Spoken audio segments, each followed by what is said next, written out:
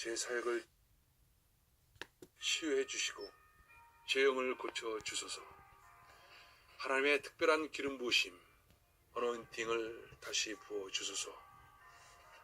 라며 제가 25년 전에 그 간절함으로 올렸던 그 기도를 다시 드렸습니다. 여러분들 아십니까? 하나님께서 여러분들에게 특별한 기름 부음을 부어주시기 위해 여러분들을 부르실 때는 성령께서 여러분들을 안락한 둥지를 흔들어 깨우십니다. 아마도 바로 이번 주에 여기 계신 누군가는 그런 경험을 하셨을 것입니다. 여러분들, 진정한 사역은 모두 주님의 치밀함에서 나옵니다. 거듭거듭 강조해서 말씀드립니다. 진정한 사역은 모두 예수님과의 치밀함에서 나옵니다.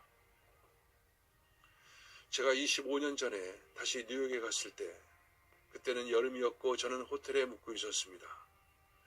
그때 성령께서 저에게 말씀하시기 시작했습니다. 제가 뉴욕에 다시 갔을 때는 너무나 충격적이었습니다. 뉴욕시가 얼마나 악에 물들어 있었는지, 제가 있었던 곳은 맨하탄의 42번가였었는데 새로운 마약, 헤로인이 판을 치고 있었고 마약의 과다 복용으로 사람들이 거리에서 죽어가고 있었고 또 거리에는 그 마약을 팔고 있는 사람들로 줄게 있었습니다. 그때 제 마음은 너무도 큰 안타까움으로 한없이 무너져 내렸습니다. 그리고 저는 그 맨하탄 42가를 바라보며 저는 주님 앞에서 한없이 통곡하면서 울었습니다. 그런 뉴욕의 모습들을 보면서 제 영은 애통해했고 저는 주님께 부르짖었습니다. 하나님, 이곳 뉴욕에 교회를 세워주시면 제가 그 교회를 재정적으로 지원하고 또 와서 설교도 하고 그렇게 그 교회를 돕겠습니다. 그렇게 주님께 말씀드리고는 또 제 친구인 브루클린의 터버너클 교회의 짐 산발라 목사에게 제 마음을 나누기에 전화를 걸었습니다. 친구, 자네가 그 일을 해주지 않겠는가? 라고 짐 목사에게 물었습니다. 그런데 짐 목사님은 이미 주님께서 주신 사역으로 꽉 찬 상태였습니다. 그래서 제가 다시 주님께 부르짖으면서 구했습니다. 주님, 이 척박한 뉴욕 땅에 누군가를 일으켜서 세워주세요. 주님께서 저에게 말씀하셨습니다. 데이빗, 내가 그 일을 하거라. 그 일이 있은 후 저는 다시 텍사스로 돌아와서는 바로 주님 앞에 무릎을 꿇었습니다. 주님, 지금 뉴욕시에서 악한 영들이 어느 때보다 더 사악하게 장악하고 활개를 치고 있습니다. 주님, 주님께서는 저에게 뉴욕 맨하탄의 중심지인 타임스퀘어 광장의 교회를 일으키라고 하셨습니다. 주님, 그래서 저는 주님께 기도드렸습니다. 주님, 주님의 말씀에 순종하고 그 일을 하기 위해서는 주님으로부터의 특별한 기름 부음이 지금 이 순간 절실히 필요합니다. 주님, 제가 젊었을 때 저에게 기름 부어 주셨습니다. 그러나 주님, 이 순간 저는 더 강력한 기름 부음, 제가 한 번도 경험해보지 못한 그런 수준의 강력한 기름 부음이 필요합니다. 그렇게 부르짖어서 기도했습니다. 우리는 하늘에서 내려지는 만나 같은 그런 실제적인 역사를 체험하고 또 불과 같은 성령 역사를 체험하고 간증할 수 있는 그런 실제적인 과정을 지나야 합니다. 제가 다시 집으로 돌아온 후에도 몇 개월간 주님 앞에 구할 때 저에게 주님께서는 말씀하셨습니다. 내가 그 기름 부음의 대가를 이해하고 있지. 너는 기름 부음을 받기 위해서 무엇이 필요한 것인지 알고 있다. 제가 주님의 얼굴을 구할 때 주께서는 다시 깨닫게 하셨습니다. 기름 부음의 대가는 바로 이것입니다. 주님의 얼굴을 구하는 것, 주님께로 온 마음을 고정시키는 것, 간절히 열심히 기도하는 것. 에스라를 보십시오. 에스라는 주님의 얼굴을 찾기 위하여 자기의 온 마음을 다 드렸습니다. 느헤미야를 보십시오. 느헤미야는 예루살렘이 황폐해진 소식을 듣고 그는 통곡하면서 주님의 얼굴을 구했습니다. 내가 이 말을 듣고 앉아서 울고 수일 동안 슬퍼하며 하늘에 하나님 앞에 금식하며 기도하여 이곳에 많은 기름 부으심 받은 목사님들이 계시고 오늘 예배 중에 하나님의 성령이 임하심을 감사드립니다. 저는 지금 75세입니다. 제가 여전히 뉴욕 타임스퀘어 교회에 많은 사랑을 가지고 있습니다. 그러나 주님께서 저를 다시 어두운 곳, 애통함이 가득한 땅으로 부르신다면 저는 그곳으로 달려가기를 원합니다. 그런데 이곳 집회에 오기 전에 제가 아프리카의 나이로비에 갔었는데요. 그곳에서는 20만 명의 사람들이 물도 없고 전기도 끊어진 채 고통받고 있었고, 제가 땅바닥에 앉은 5 아이와 그 엄마를 보았는데 쓰레기 더미 근처에서 흙탕물 속에서 작은 설탕 봉지를 주워 담고 있었는데 그 아이들에게 먹이기 위해 흙탕물을 뒤지고 있었습니다. 그 5 아이들은 삐쩍 말라서 불쌍한 모습을 하고 있었습니다. 그 처참한 모습을 보면서 저는 주님께 나로 부르짖었습니다. 비록 지금 제 나이는 75세이지만 그 안타까운 영혼들을 바라볼 때 주님, 한 번만 더 하나님으로부터의 강력한 기름 부음을 받아야겠습니다. 그러나 주님, 저는 주님께서 제가 젊었을 때, 제가 20살 때 받았던 그런, 이전에 받았던 그런 기름 부음을 원하는 것이 아닙니다. 주님, 지금 저는 저에게 20년 전에 주었던 기름 부음을 원하는 것이 아닙니다. 물론 이전에 부어줬던 그 기름 부음을 저는 감사드립니다. 그러나 주님, 저는 앞으로 더 전진해 나가야겠습니다. 새로운 더 강력한 기름 부음을 주세요. 그러나 주님, 저는 할 수 없습니다. 주님께서 저에게 특별한 긍휼의 마음을 주시지 않는다면, 주님께서 저를 다시 한번 더 만져주시지 않는다면, 특별한 기름 부음을 주시지 않는다면 주님, 저는 할 수 없습니다. 그때 주님께서 제게 다시 한번 말씀하셨습니다. 데이빗, 내가 그 대가를 알고 있지. 사역자들에게 은퇴는 없습니다. 여러분, 많은 사람들이 기독교인들조차도 자신들이 60세가 되고 70세가 되면 그냥 은퇴하려고 합니다. 그리고 편안한 노후를 추구하려 합니다. 그러나 기억하십시오. 하나님께서는 더 이상 어느 누구도 그들의 사역에서 은퇴하는 것을 허락할 수가 없습니다. 여러분들이 성령으로 한 번이라도 만지심을 받았고 누구든지 기름 부으심을 받은 적이 있다면 더 이상 사역에서 은퇴해서 지낼 그런 시간이 없습니다. 여러분들은 주님께 이렇게 외쳐야만 합니다. 주님, 저를 사용해 주세요. 어느 곳으로 보내든지 저는 가겠습니다. 하지만 주님, 지금쯤 영적으로 메말라 있고 영적으로 딱딱해져 있는 모습으로는 저는 한 발짝도 움직이지 않겠습니다. 주님, 저는 주님의 특별한 기름 부음이 필요합니다. 주님, 저는 주님의 손길이 필요합니다. 여러분들에게 제 온 마음을 다해 강력하게 말씀드립니다. 특히 목회자 여러분들에게 강력하게 호소합니다.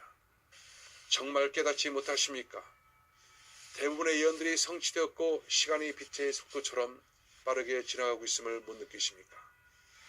세상 사람들은 지금 아우성과 고통으로 함성을 지르고 있습니다.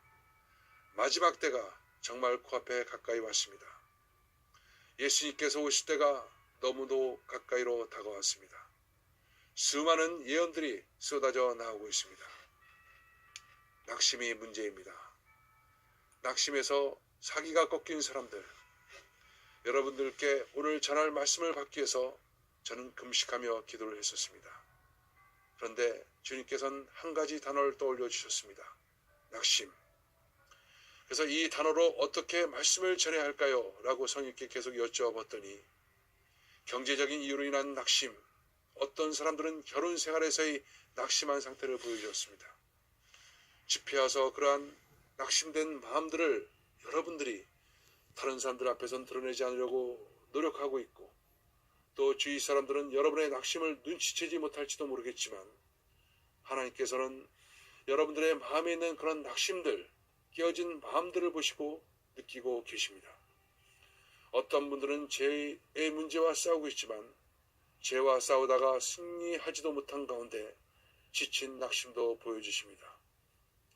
이제 그냥 주님께로 나오신다면 주님께서는 너를 사랑한다 하시며 주께 나아가신 그분들께 기름 부음을 주실 것입니다.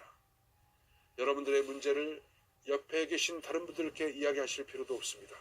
그저 주님께 나아가십시오. 이와 같은 낙심들에 대하여 주님께서는 여러분들에게 승리를 주시기를 원합니다. 낙심에 문제가 있으면 당사자가 가장 뜨겁게 기도해야 됩니다. 하나님께서는 여러분들을 필요로 하십니다. 사랑하십니다. 하나님께서는 나를 떠나지도 여러분들을 떠나지도 않으실 것입니다. 그러나 본인이 스스로 기도하지 않는 문제에 대해서 다른 사람들에게 중보 기도를 부탁하지 마세요. 본인이 스스로가 주님 앞에서 애통해하며 스스로 주께 기도를 구하지 않는 문제를 다른 사람들에게 기도해달라고 부탁하지 마십시오. 언제 한 번은 저희 타임스퀘어 교회에서 한 자매님이 심각한 마약 중독에 걸려서 감옥에 있는 아들에 대하여 기도해달라고 제게 부탁했습니다. 그래서 저는 그 자매님께 되물어 보았습니다. 자매님은 아드님을 위해서 지난 2주간 동안 얼마나 기도하셨나요? 그랬더니 그 자매님은 말하기를 자신은 회사에 다니고 있기 때문에 바빠서 감옥에 있는 자기 아들을 위해서 기도를 못하고 있다고 대답했습니다. 그래서 제가 자매님께 말씀드렸습니다. 자매님 죄송합니다. 저는 기도해 드릴 수가 없습니다. 먼저 자신의 가족 문제에 대해서 자신 스스로가 애통해하면서 기도할 때까지 제가 그 문제에 대해서 대신 기도해 드릴 수가 없습니다.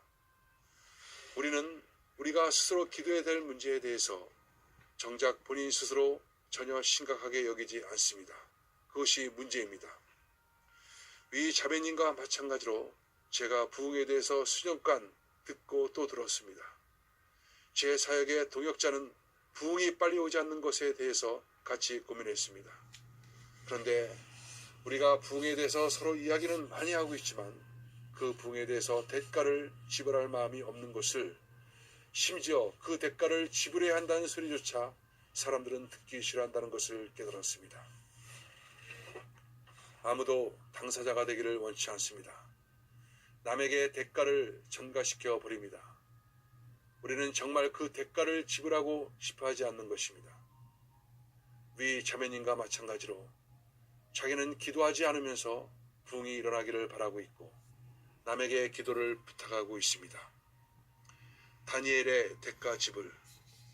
내가 금식하며 베옷을 입고 죄를 덮어쓰고 주 하나님께 기도하며 간구하기를 결심하고, 그때 나 다니엘이 세일 동안 슬퍼하며 세리가 자기까지 좋은 떡을 먹지 아니하며 고기와 포도주를 입에 대지 아니하며 또 기름을 바르지 아니하니라. 다니엘서 9장 3절에 보면 다니엘이 하나님께 기도하고 간구하기로 마음을 정했다고 나옵니다. 예레미야와 마찬가지로 다니엘도 하나님의 구속의 시간이 다가옴을 알았을 때, 세상의 권세들이 흔들리게 될 것을 알았을 때 그는 자신의 믿음을 굳건히 하였습니다. 그와 같이 지금 이 시간 제가 성령의 강건하심으로 권면합니다. 그저 오늘 말씀을 들었기 때문에 행동하는 것이 아니라 결연한 마음으로 나의 마음을 오로지 주께 정하며 나가야 할 때 다니엘이 했던 고백처럼 주께 그런 고백을 드리기를 바랍니다. 주님, 제가 주님의 계획을 들었습니다. 그것이 제가 원하는 것입니다. 주님께서 제 영을 깨우시고 저를 깨워 흔드셨습니다. 저에게 해결해야 될 문제가 있음을 제가 압니다. 주님, 제가 이 문제를 주님과 함께 해결하겠습니다. 믿음을 발휘해서 나가겠습니다. 주님, 제가 주님과 함께 동행하겠습니다. 주님, 저는 주님의 기름 부으심이 필요합니다. 그리고 주님, 저는 그 기름 부으심의 대가를 기꺼이 지불하겠습니다. 죽은 교회는 죽은 목회자로부터 나옵니다. 목회자로서의 나의 영성이 메말라 있다면 그 영향력이 아래로 성도들에게 그대로 흘러내려갑니다. 목회자들이여, 만일 여러분의 교회가 죽어 있다면 여러분들은 그 부분에 대해서 책임을